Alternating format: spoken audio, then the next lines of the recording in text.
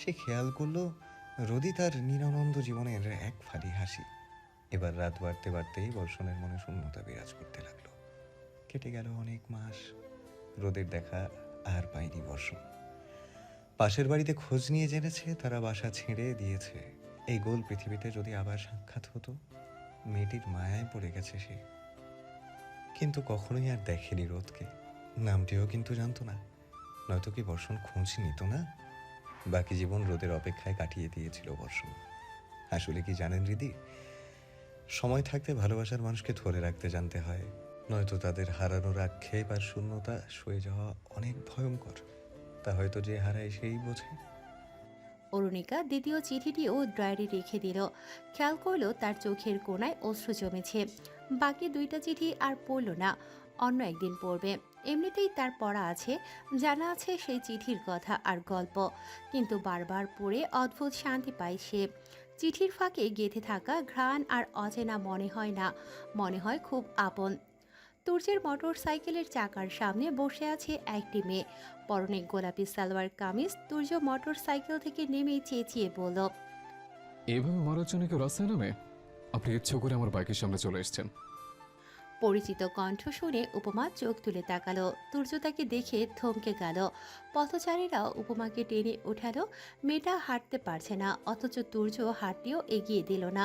পথচারীরা বারবার তুর্যের উপরই দোষ চাপিয়ে দিচ্ছে। উপমা তাদের থামিয়ে বলল, ওনার ভুল না। আমি হুড়োহুড়ি করে রাস্তা পার হওয়ার সময় এই দুর্ঘটনা ঘটে গেছে, আমারই ভুল। উপমা মলিন মুখে তাকিয়ে রইল তুর্যের দিকে। তুর্য সোজা তার মোটর সাইকেলে উঠে বসে পকেট থেকে কিছু টাকা বের করে উপমার সামনে ফেলে দিয়ে বলল, ক্ষতিপূরণ দিয়ে গেলাম। এই বলে মোটর সাইকেল নিয়ে চলে গেল। উপমা শূন্য দৃষ্টিতে টাকাগুলোর দিকে তাকিয়ে রইল। এরপর কুড়িয়ে নিল সেই টাকা। পথচারীরা বলাবলি করছে।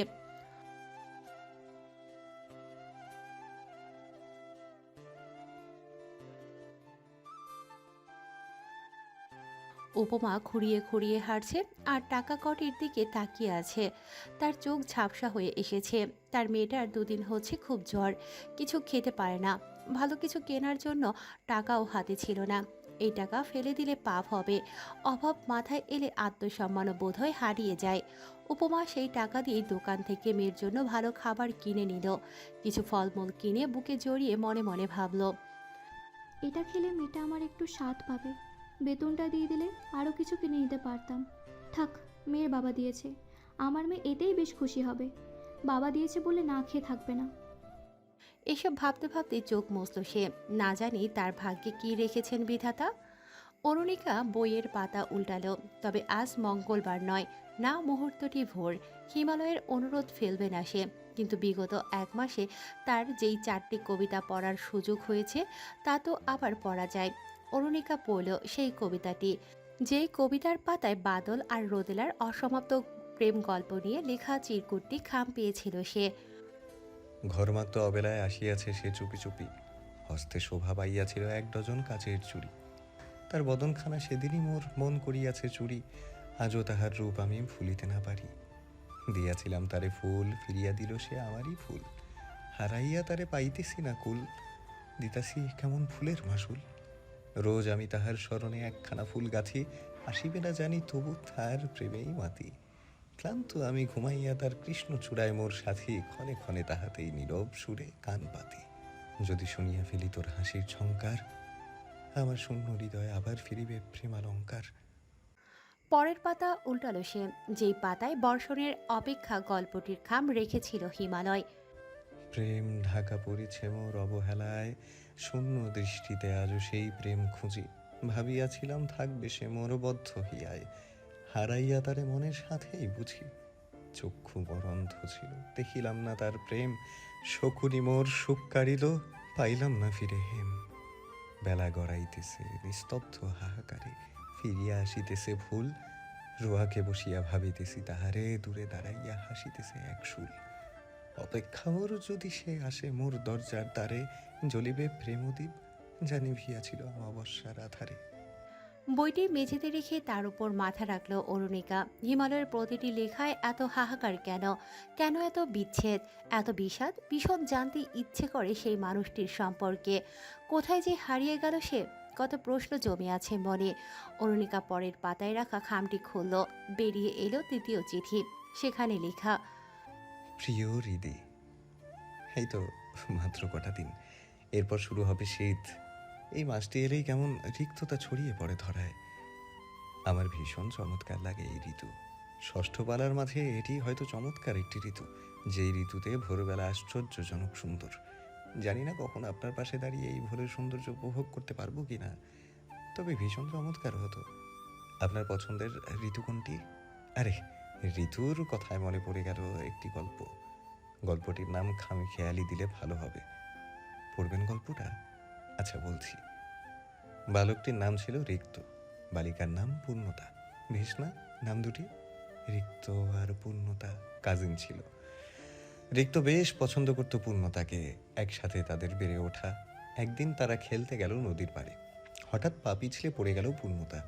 রিক্ত তো হতবিহ্বল হয়ে পড়ল। সে নিজেই জানে না সাঁতার, তবু অস্থির হয়ে ঝাঁপিয়ে পড়ল জলে।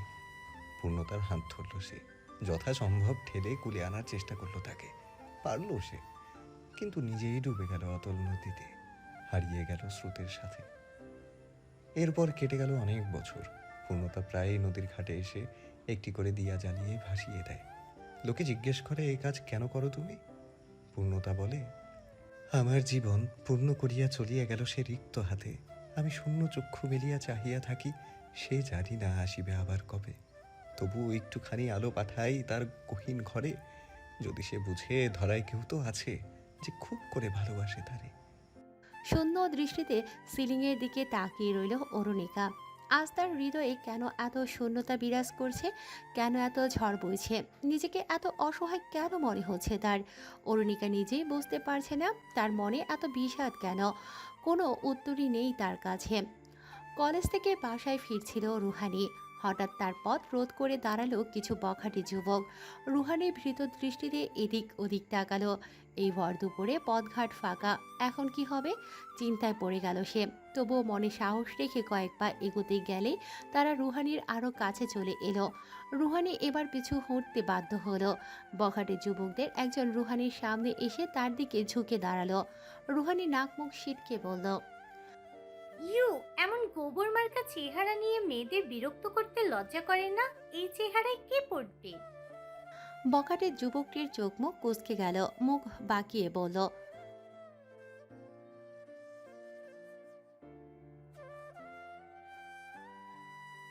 রুহানি আরও ভয় পেয়ে গেল। সে কি একটু বেশি বলে ফেলেছে?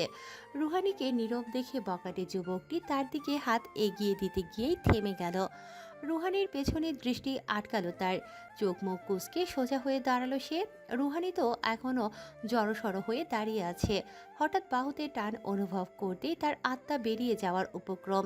নিজের হাত মুঠো করে ঘুষি মারার পুরো প্রস্তুতি নিয়ে ফেলেছে সে, কিন্তু সেই টান তাকে পেছনে ঘুরিয়ে আনলো। আর তার মুঠো করা হাতটি মুহূর্তেই থমকে গেল। তার পেছনে কোনো বখাটে নয়, বরং হেলমেট পরা এক যুবক দাঁড়িয়ে আছে। রুহানির মুষ্টিবদ্ধ হাত সেই হেলমেটের সামনে এসে স্থির হয়ে গেল। রুহানি চোখ বড় বড় করে তাকিয়ে রইল সামনের মানুষটির দিকে। সেকেন্ডের মধ্যেই দ্রুত হাত নামিয়ে নিল সে। পেছনে আরও দুজন হেলমেট পরা যুবক। সে দুজন মোটর সাইকেল থেকে নেমে বখাটেগুলোর দিকে এগিয়ে আসতেই তারা ঝামেলা না করে দ্রুত সরে পড়ল। এদিকে রুহানের স্পন্দন বেড়ে গেল তার সামনের মানুষটির স্পর্শে। হেলমেটের আড়ালে যুবকটি নিঃশব্দে মাথা নেড়ে জিজ্ঞেস করল, কি দেখছে সে? রুহানির ঠোঁট কামড়ে মাথা নামিয়ে নিল। সেই যুবকটিও ছেড়ে দিল তাকে। রুহানির ঠোঁটে ফুটে উঠল মৃদু হাসি। পেছনের দুজন তাদের নিজেদের মোটর সাইকেলে উঠে রুহানির দিকে এক নজর তাকিয়ে চলে গেল, কিন্তু অন্যজন এখনও নিজের মোটর সাইকেলে বসে রুহানির দিকে তাকিয়ে আছে। রুহানি তার দিকে এগিয়ে এসে বলল, থ্যাংক ইউ স্যার। হেলমেটের গ্লাস তুলে দিল আরাফ। রুহানি আরাফের চোখের দিকে তাকিয়ে আবার হাসলো। আরাফ ভ্রু কুঁচকে বলল, এভাবে ভ্যাটকাচ্ছ কেন? রুহানি চোখ মুখ কুঁচকে বলল, কি আমি ভ্যাটকাচ্ছি? ইয়েস, তুমিই তো ভ্যাটকাচ্ছ। ছি, এসব কেমন কথা? এক্সকিউজ মি, তোমার কাছে এই শব্দ শুনেছি। আপনি একজন ভবিষ্যৎ ডাক্তার হয়ে ইন্টার পড়ুয়া মেয়েকে কপি করবেন? আরাফ চুপ হয়ে গেল, চোখ ছোট ছোট করে বলল। আজকের পরীক্ষায় কি পাশ করবে? রুহানি মুখ বাঁকিয়ে বলল, 100 আনসার করে এসেছি। হাই হাই, ফিজিক্সে 100 অ্যান্সার করলে? হ্যাঁ, কেন বিশ্বাস হচ্ছে না? না, প্র্যাকটিক্যালে কি মার্কস লাগবে না, নাকি সব সৃজনশীলে উঠিয়ে ফেলেছ? রুহানি ঠোঁট উল্টে বলল। ওই এক কথা। আরাফ হেসে উঠল। রুহানি আরফের দিকে আঙ্গুল তাক করে বলল। এভাবে ইনসাল্ট করবেন না। ওকে করব না, কিন্তু আগেই ইনসাল্ট বানান করে বলতে হবে। রুহানি ভাবুক কণ্ঠে বলল। আই এন এস ইনস। আরাফ মুখ চেপে হাসে। তা দেখে রুহানি ভ্রু কুঁচকে বলল।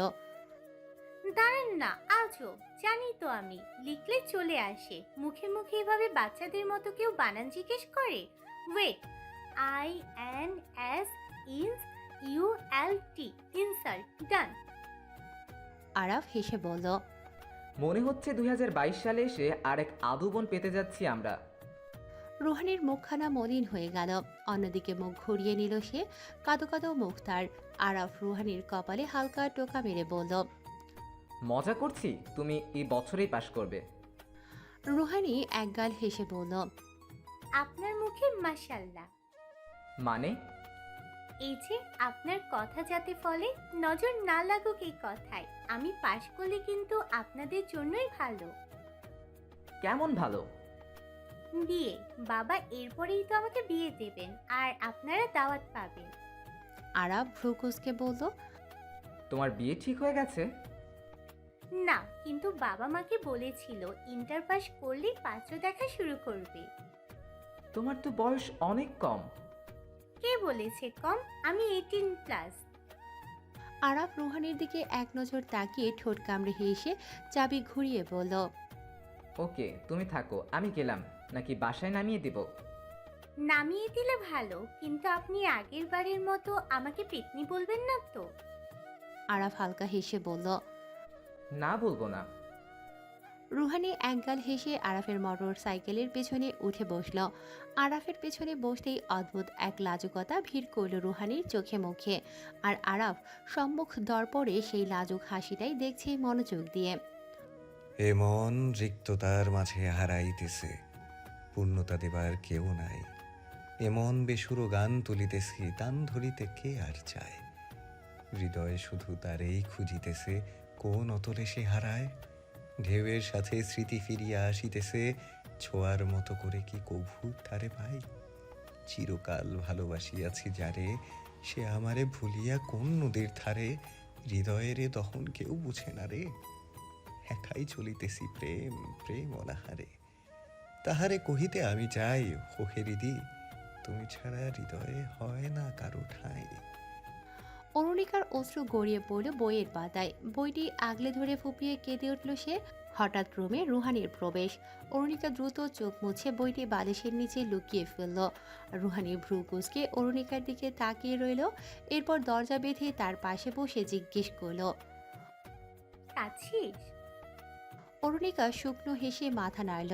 রুহানি বালিশটা সরিয়ে দেখল নিচে হিমালয়ের দেয়া কবিতার বই। রুহানি তা হাতে নিয়ে বলল। অরু, কবিতা পড়েও তুই কাঁদিস? আর এইটুকু একটা বই এখনো পড়া শেষ হয়নি তোর? অরুণিকা মাথা নেড়ে বলল। জানি না কখন শেষ হবে। মন খারাপ কেন তোর? অরুণিকা মাথা নেড়ে বলল। জানি না। কাউকে মিস করছিস? অরুণিকা চুপ করে রইল। রুহানি চোখ মুখ কুঁচকে বলল। হিমালয় কি তোর সাথে আর কথা বলে না? হয়তো আমার সম্পর্কে সব জানার পর সরে গেছে। এই জন্য মন খারাপ? আমি জানি না। ভালোবাসিস হিমালয়কে? না। না, কেন বলছিস? তোকে দেখলেই বোঝা যায় তুই হিমালয়কে ভালোবেসে ফেলেছিস। জানিস রুহু, আগেও অনেক দিনের জন্য অনলাইন থেকে হারিয়ে যেত মানুষটা। বাড়িতে যখন গিয়েছিলাম ইচ্ছে করেই কথা বলিনি তার সাথে, কিন্তু এত কষ্ট আগে কখনোই হয়নি। এবার কেন এমন লাগছে? আমি কি সত্যিটা বলে দিয়ে মনে মনে আফসোস করছি? সত্যটা তো জানতুই একদিন না একদিন। জানিস, আমি নিজেই আমার অনুভূতির কোনো কুল কিনারা পাচ্ছি না। তুই ওনাকে দেখেছিস? না। তাহলে ওনাকে কল্পনা করিস কিভাবে? ধুর, কল্পনা কেন করতে যাব? দেখ, আমার তো কোনো প্রেম টেম নেই, তবে আমি যখনই ফিউচার হাজবেন্ড নিয়ে ভাবি, আমার কল্পনায় কি আসে জানিস? টার্কিশ হিরোরা আসে, সেই হ্যান্ডসাম, সেই বডি। অরুণিকা শব্দ করে হেসে উঠল। রুহানি মুখ বাঁকিয়ে বলল, আরে এটা জাস্ট ড্রিম। আমি জানি বাংলাদেশি পোলাদের এমন বডি টডি নেই, আপাতত কল্পনা করছি আর কি। এখন তুই ট্রাই করে দেখ, দেখি তোর কল্পনায় কে আসে। কিন্তু যাকে দেখিনি তাকে কল্পনায় কিভাবে আনবো? আমি বলছি, চোখ বন্ধ কর আগে, একদম খুলবি না। অরুণিকা মৃদু হেসে চোখ বন্ধ করল। রুহানি বলল, এবার হিমালয় সম্পর্কে আমাকে কিছু তথ্য বল। উনি অনেক ভালো গল্প লিখতে জানে। ওনার প্রায় গল্পে বিচ্ছেদ থাকে। ইদানিং তো ওনার মাঝে নতুন হিমালয়কে দেখছি, একজন কবিকে পেয়েছি। উনি অনেক সুন্দর করে গুছিয়ে কথা বলেন। উনি হয়তো আমাকে আমার সাথে পরিচয় করিয়ে দিয়েছেন। এবার বল, লেখা ছাড়া তার আর কিছু কি দেখেছিস? সাদা হেলমেট, সাদা জ্যাকেট, সাদা কেটস, সাদা বাইক, এটুকুই তার দর্শন হয়েছে। এবার কল্পনা কর, সেই মানুষটা তোর কাছে আসছে, সে সাদা বাইকে চড়ে একদম তোর সামনে এসে দাঁড়িয়েছে। বাইক থেকে নেমে তোর সামনে একটা বই এগিয়ে দিল, এবার হেলমেটটাও খুললো। তাকে দেখে কেমন লাগছে? অরুণিকার হাসি মাখা মুখটা মুহূর্তেই মলিন হয়ে গেল। সে তড়িৎ গতিতে চোখ খুলে রুহানির দিকে তাকালো। রুহানি ভ্রু নাচিয়ে বলল, যাকে দেখেছিস তুই আসলেই তাকে মিস করছিস, হয়তো সেই মানুষটার মাঝে তুই হিমালয়কে খুঁজছিস। অরুণিকার ঠোঁট কামড়ে নিচের দিকে তাকিয়ে রইল। রুহানি চিন্তিত কণ্ঠে বলল, তার কি কোনো হিরো ছিল নাকি? অরুণিকা দ্রুত রুম থেকে বেরিয়ে গেল। রুহানি অবাক হয়ে বলল, তাহলে কি ভূত দেখলো? কানে হেডফোন গুঁজে ছাদে দাঁড়িয়ে আছে রুহানি। হঠাৎ হেডফোনটি খুলে যেতেই সামনে তাকিয়ে চমকে উঠল সে। আরাফ তার সামনে বুকে হাত গুজে দাঁড়িয়ে আছে। রুহানি আরাফকে দেখে হালকা হেসে বলল, আমি আপনার একটা সিক্রেট জেনে গেছি। আরাফ বলল। তুমি পড়ালেখা না করে গান শুনছো? রুহানি বিরক্ত মুখে বলল, আরে আপনি মানুষটি একদম নিরামিষ, আগে জিজ্ঞেস করেন কি জেনেছি। Not interested. রুহানি চোখ ছোট করে বলল, আমি জানি আপনি সেই রহস্য ব্যান্ডের রাফ কিং। তো আরাফকে এমন ভাবলেশীন ভঙ্গিতে দাঁড়িয়ে থাকতে দেখে বলল, আপনার কণ্ঠ শুনলে যে কেউ বুঝবে। তো ধুর মিয়া, বেশি ভাব দেখান আপনি। তারপর রুহানি হনহনিয়ে আরাফকে পাশ কেটে যাওয়ার সময় হাত ধরে তাকে থামালো আরাফ। রুহানি মুখ বাঁকিয়ে বলল, 500 টাকা দিলে এই সিক্রেট কাউকে জানাবো না। ওরে বাস, নতুন ব্যবসা শুরু করলে নাকি? আপনি ভয় পাচ্ছেন না? কেন ভয় পাবো? রাফকিং কি কাউকে খুন করেছে নাকি যে পালাবে? রাফকিং পালায় না। আচ্ছা, তাহলে আপনারা নিজেদের পরিচয় লুকিয়ে রেখেছেন কেন? আমাদের কোনো ইচ্ছে নেই এই সেক্টরে পরিচয় নেওয়ার। আমাদের ক্যারিয়ার আলাদা, আমরা জাস্ট তুর্যকে সঙ্গ দিচ্ছি। কিন্তু আহনাফ স্যার তো বেশ ভালো গায়।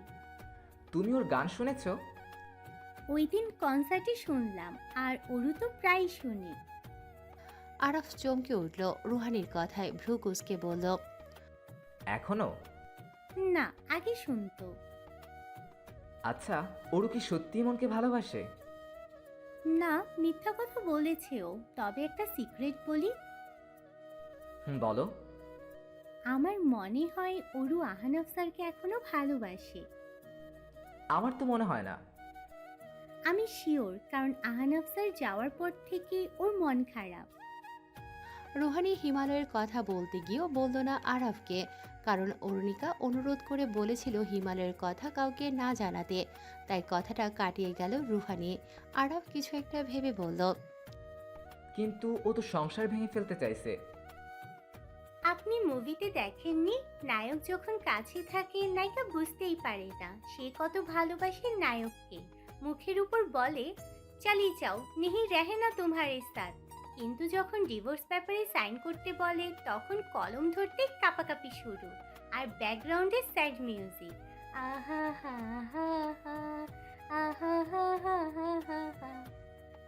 রুহানির বেসুরো সুর শুনে আরাফ শব্দ করে হেসে উঠল। রুহানি ভ্রু কুঁচকে বলল, স্যার আপনি হাসছেন? তুমি যার